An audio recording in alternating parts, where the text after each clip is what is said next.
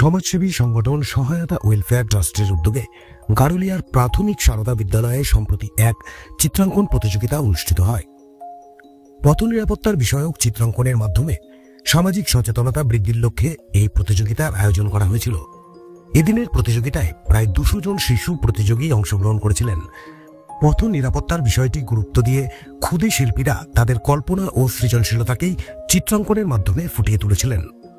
প্রতিযোগীদের চিত্রকর্মে পথ চলার নিয়ম, ট্রাফিক সিগন্যাল, হেলমেট এবং সিট বেল্টের ব্যবহার বাধ্যতামূলক সহ দায়িত্বশীলভাবে গাড়ি চালানোর মতো বিষয়গুলি ফুটিয়ে তোলা হয়।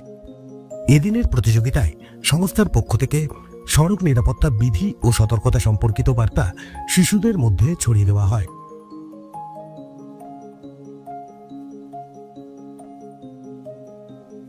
সংস্থার পক্ষ থেকে 30 জন সফল প্রতিযোগীকে পুরস্কৃত করা হয়।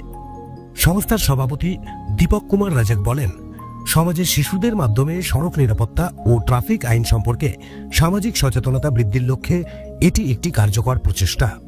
সহায়তা ওয়েলফেয়ার ট্রাস্ট ভবিষ্যতেও সড়ক নিরাপত্তা ও সমাজের কল্যাণে এই ধরনের সচেতনতামূলক অনুষ্ঠানের আয়োজন অব্যাহত রাখবে।